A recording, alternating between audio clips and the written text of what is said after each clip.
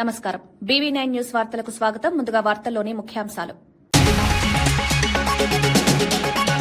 దేశంలోనే వేగవంతమైన మెట్రోకు మోదీ ప్రారంభం.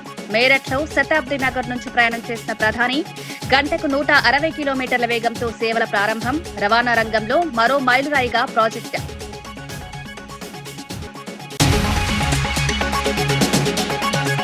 బాన్సువాడకు వెళ్లే ప్రయత్నంలో రామచంద్రరావు అరెస్ట్. తార్నాక నివాసం వద్ద అదుపులోకి తీసుకున్న పోలీసులు. కార్యకర్తల నిరసనతో ఉద్రిక్తత నెలకొన్న పరిస్థితి. చట్ట సమాధాన దృష్ట్యా చర్యలన్న పోలీసుల వివరణ. వెంకటేశ్వర స్వామికి జగన్ క్షమాపణ చెప్పాలని పల్లా. భక్తుల మనోభావాలు దెబ్బతీశారన్న టీడీపీ ఆగ్రహం. రాష్ట్ర వ్యాప్తంగా నిరసనలు చేపడతామన్న హెచ్చరిక. భక్తి అంశాన్ని రాజకీయాలకు వాడొద్దన్న పిలుపు.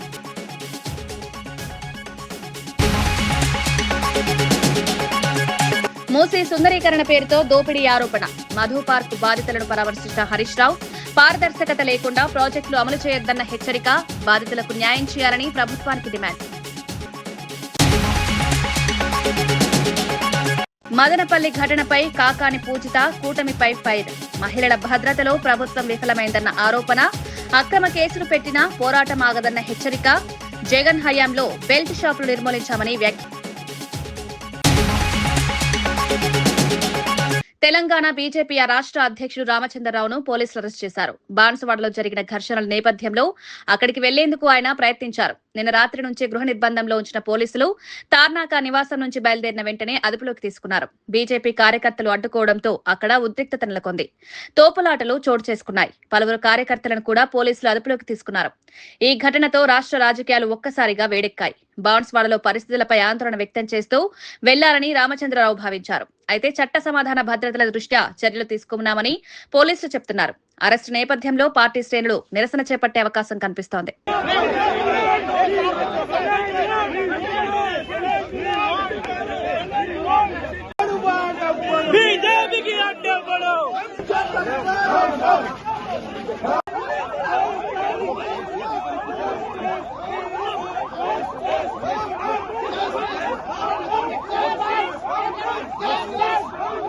ముఖ్యమంత్రి రేవంత్ రెడ్డి చేపడుతున్న సంక్షేమ పథకాలపై ఆకర్షితులై పలువురు నాయకులు కాంగ్రెస్ లో చేరారు. మంత్రి సీతక్క సమక్షంలో కన్నాయిగూడెం, ఏటూరు నాగారం మండలాల నుంచి బీజేపీ, బీఆర్ఎస్ పార్టీలకు చెందిన నాయకులు, మహిళలు, కార్యకర్తలు భారీ సంఖ్యలో పార్టీలోకొచ్చారు. మహిళా సాధికారత కాంగ్రెస్ ప్రభుత్వంతోనే సాధ్యమన్నారు. ఈ కార్యక్రమంలో జిల్లా, మండల స్థాయి నాయకులు పెద్ద సంఖ్యలో పాల్గొన్నారు. చేరికలతో ములుగు జిల్లాలో కాంగ్రెస్ బలం మరింత పెరిగిందని పార్టీ వర్గాలు చెబుతున్నాయి. ఎప్పుడు వచ్చినా ఏదైనా లోకల్ గా మనోళ్ళు ఎవరైనా పట్టించుకోకుంటే మా దాకా తీసుకురండి, కాపాడుకుంటాం. అయ్యో మమ్మల్ని ఈ నాయకుడు పట్టించుకోలే, ఈ నాయకుడు పిలవలే, ప్రోగ్రాం చెప్పలేదు, ఎక్కడ బాధపడకండి. ఏదన్నా కూడా నా దాకా తీసుకురండి. నేను ఎప్పుడు కూడా మీకు అందుబాటులో ఉండే వ్యక్తినే. అందరూ కూడా మన వెనుకబడ్డ ప్రాంతం, ఈ ఊర్లు, వాడలు, పల్లెలు, గూడాలు, తండలు అన్ని తెలిసిన వ్యక్తిగా ఈ ఏరియాను మనము మరి బాగు చేసుకోవాలనే సంకల్పంతో పనిచేస్తా ఉన్నాం. మీరందరూ కాంగ్రెస్ రేపు గర్వపడేలాగా మీ గ్రామాలను అభివృద్ధి చేస్తానని కూడా ఈ సందర్భంగా తెలియజేస్తూ, మరి రేపు వచ్చేటువంటి అవకాశాలను బట్టి మరి అందరినీ కలుపుకొని పోయి మీకు కూడా అవకాశాలు ఇస్తామని తెలియజేస్తూ అందరికీ నమస్కారం. ప్రోగ్రాం కూడా రేపు 2 గంటలకు అందరూ మన తుపాకులు కూడా మూల కాడ ఆడ ఉంటే మరి దాన్ని బట్టి మనం అటుపోవడా, ఇటు హెలికాప్టర్ కాడి పోవడా అనేది ఆలోచన చేద్దాం. అందరూ అక్కడ భోజనాలు పెట్టు. నెల్లూరులో నిర్వహించిన మీడియా సమావేశంలో వైఎస్ఆర్ కాంగ్రెస్ మహిళా విభాగం వర్కింగ్ ప్రెసిడెంట్ కాకాని పూజిత తీవ్ర విమర్శలు చేశారు. మదనపల్లి మైనర్ బాలిక విషాదానికి కూటమి ప్రభుత్వం బాధ్యత వహించాలన్నారు. రాష్ట్రంలో మహిళలకు రక్షణ లేకుండా పోయిందని ఆగ్రహం వ్యక్తం చేశారు. అక్రమ కేసులు పెట్టినా పోరాటం ఆపమని హెచ్చరించారు. జగన్ హయాంలో బెల్ట్ షాపులు నిర్మూలించారని గుర్తు చేశారు. ప్రజల్లో న్యాయం జరుగుతుందన్న నమ్మకం లేదని వ్యాఖ్యానించారు. రకరకాలుగా పర్మిషన్స్ ఇచ్చి విచ్చలవిడిగా మద్యాన్ని పంచుకుంటారు. ఎప్పుడైతే మద్యం అవైలబిలిటీకి వచ్చిందో ఆ మద్యం తాగినటువంటి వ్యక్తి మహిళల మీద అత్యాచారం చేస్తుంటే దీన్ని ఏ రకంగా అడ్డుకోవాలి అనేటువంటి కనీసం ఆలోచన చేయట్లేదు ఈరోజు ప్రభుత్వం. అంటే పరిస్థితి ఆలోచించుకోండి. అడ్డుకోవట్లేదు, ప్రోత్సహిస్తుంది. నేను ఈరోజు ప్రభుత్వాన్ని ప్రశ్నిస్తున్నారండి. ఇప్పుడు మద్యం మత్తులో ఇది జరిగింది, దానికి బాధ్యత ఎవరు తీసుకుంటున్నారు? కారణం మీది కాదా, మీరు తెచ్చినటువంటి లిక్కర్ పాలసీ కావా? ఈరోజు ఈ ఘటన జరిగింది, ఎంత విషాదంలో ఉన్నారు అందరూ. మద్యం ఏదై పారుతుంది, మద్యాన్ని ఎవరు పక్కన ఇచ్చేయలేకున్నారు, ఆపలేకున్నారు, దాన్ని అడ్డుకోలేకున్నారు. ఒకప్పుడు మాకుండే లిక్కర్ పాలసీకి ఇప్పుడుండే లిక్కర్ పాలసీకి ఎంత తేడా ఉంది. సాక్షాత్తు ఈ రాష్ట్ర హోంమంత్రే చెప్పారు ఏమని, మద్యం మత్తులో ఇది జరిగింది అని. అంటే మీకు ఐడియా ఉంది మద్యం మత్తులో ఇది జరిగిందంటే మద్యం వల్ల మహిళల మాన ప్రాణాలకి హాని అనేది మీకు తెలుసా? తెలిసే కదా ఆ స్టేట్మెంట్ పాస్ చేశారు. అప్పుడు మద్యం అటు విధంగా మద్యం మీకు దొరకకుండా ఉండేందుకు మీరు ఏం స్టెప్స్ తీసుకున్నారు? అటువంటి స్టెప్స్ ఏం తీసుకోరు. గంజాయిని అరికడతామన్నారు, మద్యం వల్ల ఇబ్బందులు వస్తున్నాయని తెలుసుకోని వాటిని నియంత్రించాలనేటువంటి ఆలోచన లేదు. మీ ఆలోచన అంటే తిరిగి తిరిగి ఏమొస్తుంది, మేము బాగా పాలిస్తున్నాము, ప్రజలు సంతోషంగా ఉన్నారు, మేము సంతోషంగా ఉన్నాము, కాబట్టి ఎక్కడ లా అండ్ ఆర్డర్ లో ప్రాబ్లమ్సే లేవు అనేటువంటి విషయం మీరు చెప్పి అది మేము నమ్మాలి. ఇది ధోరణి ఎట్టుందని అంటే కళ్ళు మూసుకొని పిల్లి పాలు తాగి నన్ను ఎవరు చూడలేదు కాబట్టి నేను చూడకుండా పిల్లి పాలు తాగేసాను అనుకుని వెళ్ళిపోద్ది. అదేవిధంగా మీరు అంటే సరిపోద్దా అండి పాలన బాగుంది అని చెప్పి? ఈరోజు Madanapalle incident is not just example of your failure. దేశంలోనే అత్యంత వేగవంతమైన మెట్రోను ప్రధాని నరేంద్ర మోదీ ఉత్తరప్రదేశ్లోని మేరట్లో ప్రారంభించారు. అనంతరం సీఎం ఆదిత్యనాథ్ విద్యార్థులతో కలిసి శతాబ్ది నగర్ నుంచి మేరట్ సౌత్ స్టేషన్ వరకు ప్రయాణించారు. గంటకు 160 కిలోమీటర్ల వేగంతో ఈ మెట్రో నడుస్తుంది. గరిష్టంగా 180 కిలోమీటర్ల వేగం సాధ్యమని అధికారులు తెలిపారు. వేగవంతమైన రైలు సేవలతో ప్రయాణికులకు సమయం ఆదా అవుతుందని పేర్కొన్నారు. దేశ రవాణా రంగంలో ఇది మరో మైలురాయిగా నిలుస్తుందని విశ్లేషకులు అభిప్రాయపడుతున్నారు. वैचारिक रूप से कितनी दिवालिया हो गई है, कितनी दरिद्र हो गई है। साथियों, कोई कल्पना नहीं कर सकता। हम तो वो लोग हैं जो गांव में किसी के यहां शादी ब्याह होता है तो पूरा गांव उसे सफल बनाने में जी जान से जुट जाता है, ताकि मेहमान गांव की एक अच्छी छवि लेकर जाएं। कांग्रेस तो अपने ही देश को बदनाम करने में जुटी है। साथियों, कांग्रेस के नेताओं को मोदी से नफरत है। ये लोग मेरी कब्र खोदना चाहते हैं, मेरी मां को गाली देने से भी उनको कोई परहेज नहीं है। उन्हें भाजपा से विरोध है, उन्हें एनडीए से विरोध है। ठीक है, आपकी राजनीति में यही करना जरूरी है, चलो भाई समझ सकते हैं, हम इसको भी सहन कर लेंगे। लेकिन कांग्रेस को याद रखना चाहिए था कि एआई ग्लोबल समिट ये बीजेपी का समारोह नहीं था और न ही उस समय बीजेपी का कोई नेता वहां मौजूद था। ये देश का कार्यक्रम था, देश के सम्मान का कार्यक्रम था, देश के लोगों के पसीने से। लेकिन कांग्रेस ने परसों सारी मर्यादाएं तोड़ दी और पूरा देश कांग्रेस की इस रीति नीति पर थू थू हो रही है। लेकिन दुर्भाग्य देखिए, इतनी पुरानी पार्टी के नेता लाजने के बजाय गाजते हैं। बेशर्मी के साथ देश की बेइज्जती करने वालों का जयकारा कर रहे हैं।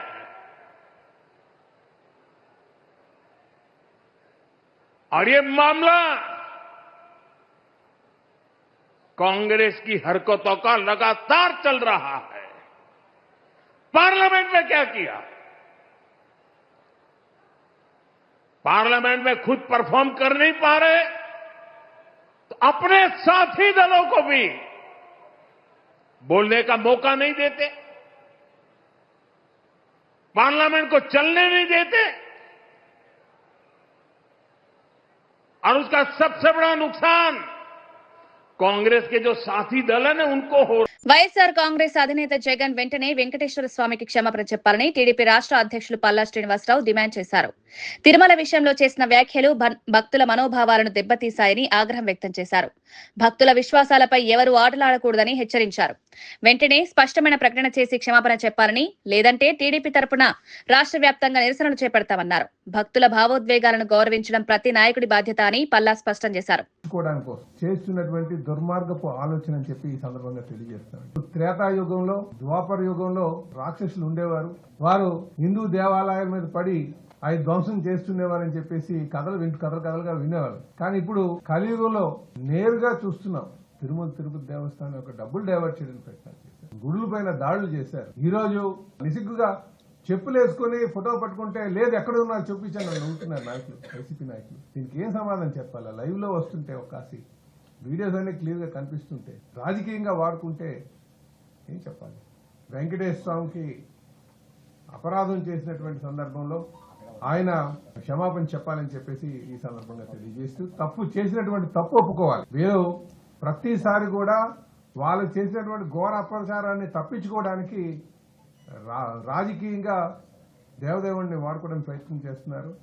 దాన్ని చేసినటువంటి తప్పు ఒప్పుకొని క్షమాపణ చెప్పాలని చెప్పి మేము డిమాండ్ చేస్తున్నాం. హిందువుల యొక్క మనోభావాలను దెబ్బతీసే విధంగా ఆయన ప్రవర్తన ఉంది కాబట్టి ఆయన హిందూ సమాజానికి క్షమాపణ చెప్పాలని చెప్పేసి మేము తెలియజేస్తా ఉన్నాం. రాజకీయాలకు మతాల మీద కూడా చేయొచ్చు, మతాలను కూడా అడ్డుపెట్టుకోవచ్చు అని ఇవాళ జగన్మోహన్ గారు కోరుకుంటే, దేవుడు నీకు ఇచ్చినటువంటి గిఫ్ట్ క్రికెట్ మ్యాచ్ ఆడుకోవడానికి ఒక 11 సీట్లు ఇచ్చారు. ఈసారి టెన్నిస్ ఆడుకోవడానికో లేకపోతే షెట్ ఆడుకోవడానికో ఇద్దరిని మాత్రం ఇస్తారన్న విషయం కూడా మీరు గుర్తుపెట్టుకోవాలి. ఎమ్మెల్సీ అనంతబాబు నేర చరిత్రపై దేశ అత్యున్నత న్యాయస్థానం సుప్రీంకోర్టు కూడా ఆశ్చర్యం వ్యక్తం చేసిందని ఎమ్మెల్యే నక్కా ఆనందబాబు తెలిపారు. ఇలాంటి వ్యక్తులు ప్రజాప్రతినిధులుగా కొనసాగడం దురదృష్టకరమన్నారు. నేరాలకు పాల్పడిన వారిని కఠినంగా శిక్షించాల్సిన అవసరం ఉందన్నారు. రాష్ట్రంలో న్యాయ వ్యవస్థపై ప్రజలకు నమ్మకం ఉండాలంటే పారదర్శక చర్యలు తీసుకోవాలని సూచించారు. ఈ కేసు రాష్ట్ర రాజకీయాల్లో చర్చనీయాంశంగా మారింది. బాధితులకు న్యాయం జరిగే వరకు పోరాటం కొనసాగిస్తామని తెలిపారు.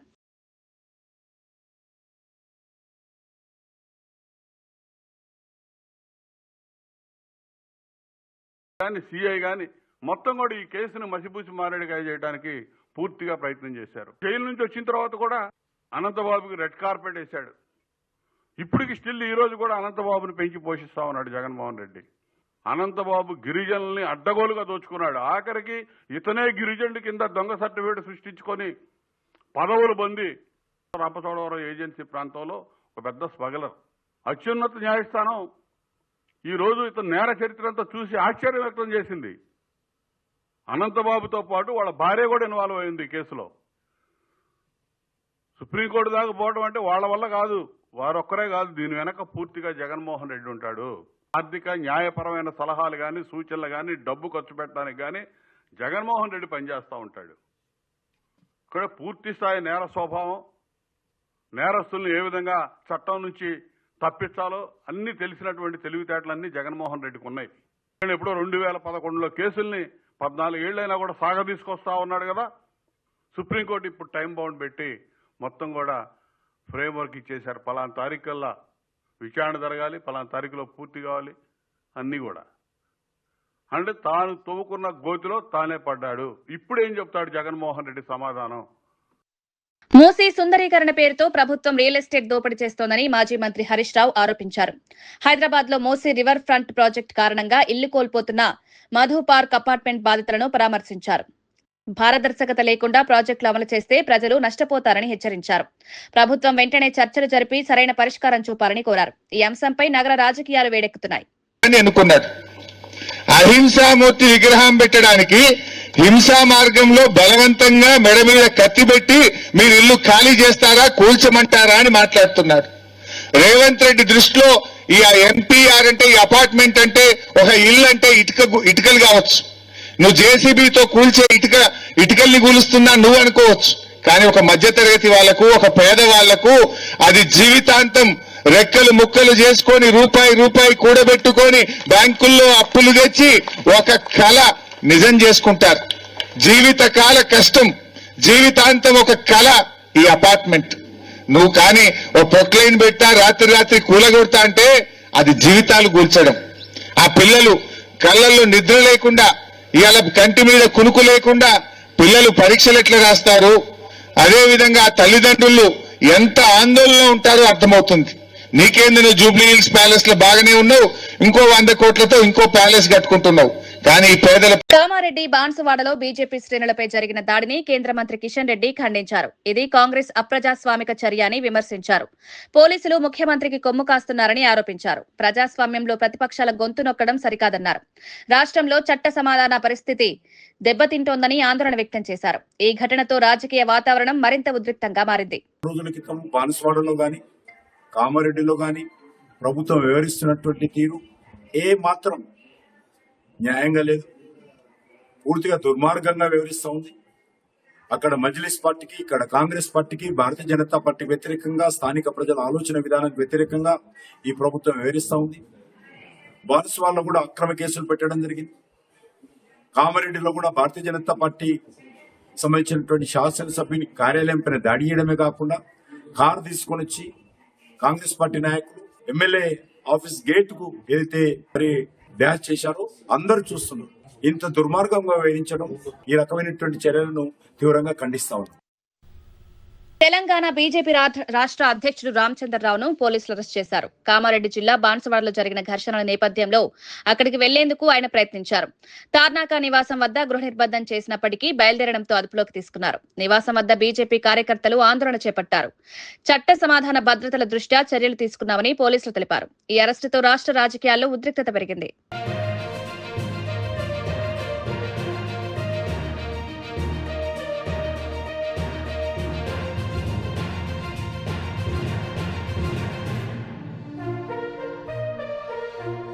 కేంద్రం ప్రవేశపెట్టిన పర్యాటక ఆలయ అభివృద్ధికి పథకం ప్రశాంత్ పరిధిలోకి కాణిపాక ఆలయాన్ని చేర్చేందుకు కృషి చేస్తానని కేంద్ర మంత్రి రామ్మోహన్ నాయుడు తెలిపారు. చిత్తూరు జిల్లాలోని శ్రీ కాణిపాక వరసిద్ధి వినాయక స్వామి దేవాలయాన్ని మాజీ ఎంపీ గల్లా జయదేవ్ తో కలిసి ఆయన దర్శించుకున్నారు. ఆలయానికి చేరుకున్న మంత్రి దంపతులకు, అధికారులకు ఘన స్వాగతం పలికారు. మీడియాతో మాట్లాడిన రామ్మోహన్ నాయుడు ఆంధ్రప్రదేశ్ రాష్ట్రం ప్రపంచ పెట్టుబడులకు గమ్యస్థానంగా మారిందన్నారు. రాష్ట్రంలో పారిశ్రామిక అభివృద్ధి వేగంగా జరుగుతోందని, పర్యాటక రంగ అభివృద్ధికి కేంద్రం నుంచి పూర్తి సహకారం అందిస్తామన్నారు.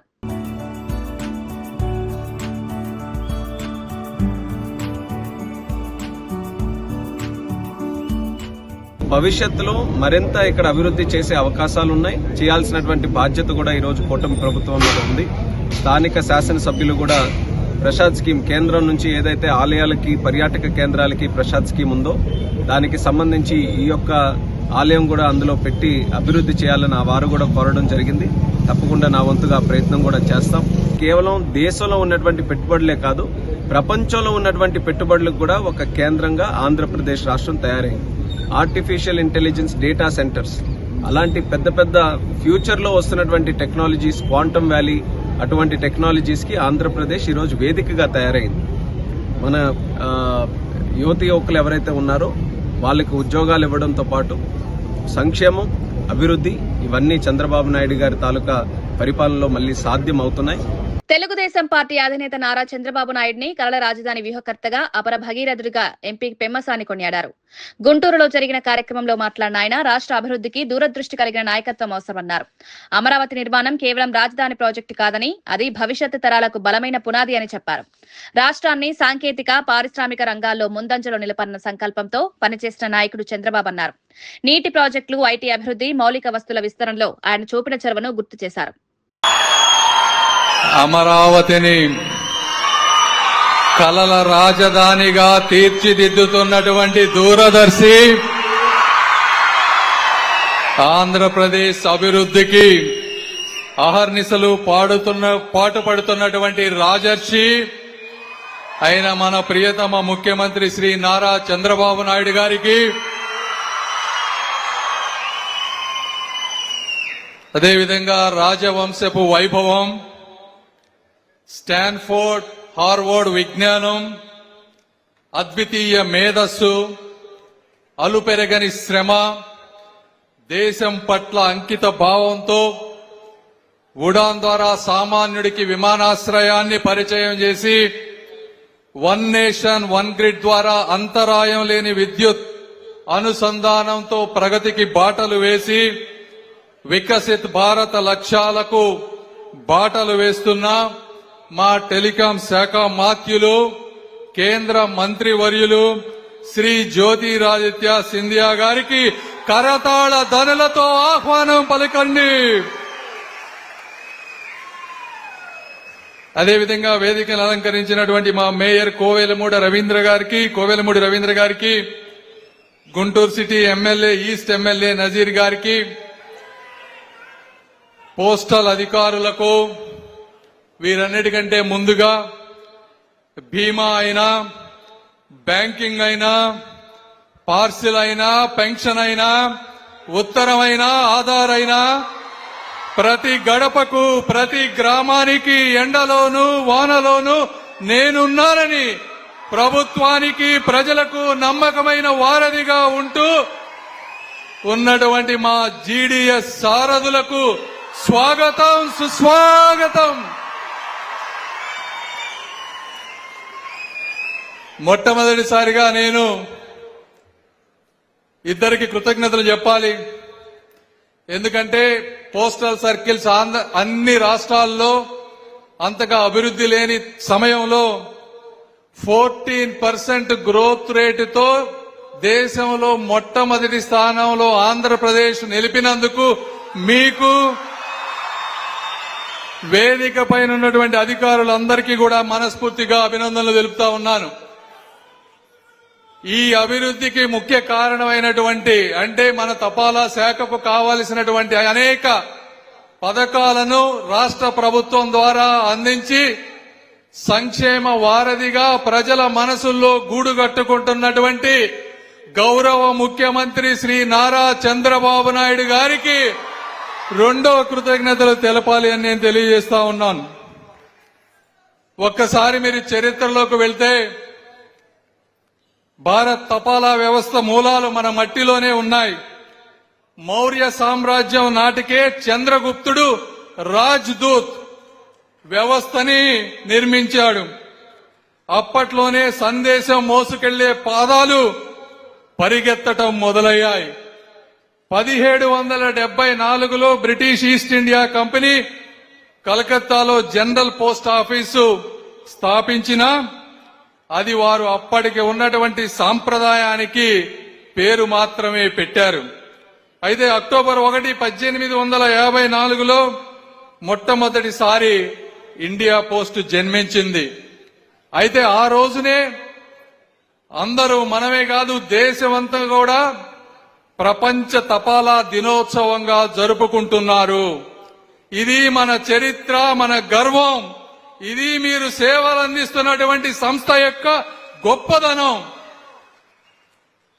అంటే కేవలం ప్రభుత్వోద్యోగులుగా కాకుండా 100 సంవత్సరాల సాంప్రదాయానికి వారసులు కూడా మీరందరూ అని నేను తెలియజేస్తా ఉన్నాను.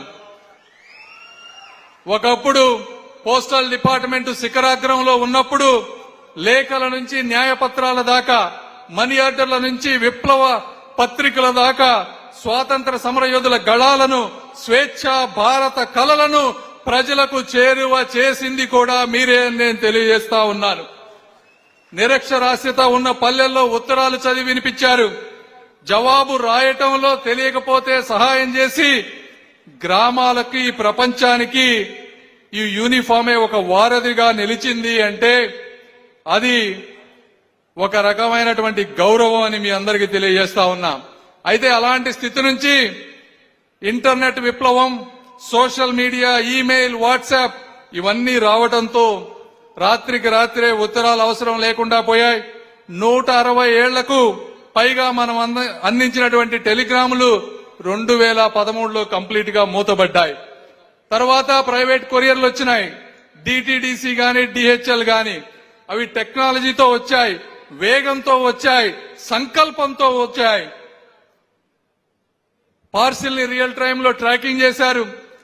వార్తలు ముగించే ముందు ముఖ్యాంశాలు మరోసారి.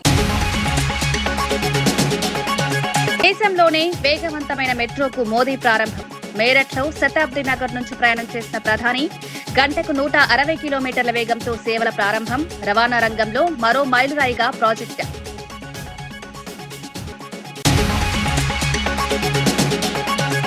బాన్సువాడకు వెళ్లే ప్రయత్నంలో రామచంద్రరావు అరెస్ట్. తార్నాక నివాసం వద్ద అదుపులోకి తీసుకున్న పోలీసులు. కార్యకర్తల నిరసనతో ఉద్రిక్తత నెలకొన్న పరిస్థితి. చట్ట సమాధాన దృష్ట్యా చర్యలన్న పోలీసుల వివరణ. వెంకటేశ్వర స్వామికి జగన్ క్షమాపణ చెప్పాలని పల్లా. భక్తుల మనోభావాలు దెబ్బతీశారన్న టీడీపీ ఆగ్రహం. రాష్ట్ర వ్యాప్తంగా నిరసనలు చేపడతామన్న హెచ్చరిక. భక్తి అంశాన్ని రాజకీయాలకు వాడొద్దన్న పిలుపు.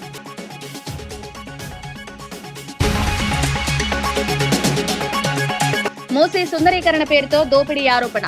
మధు పార్క్ బాధితులను పరామర్శించిన హరీష్ రావు. పారదర్శకత లేకుండా ప్రాజెక్టులు అమలు చేయొద్దన్న హెచ్చరిక. బాధితులకు న్యాయం చేయాలని ప్రభుత్వానికి డిమాండ్.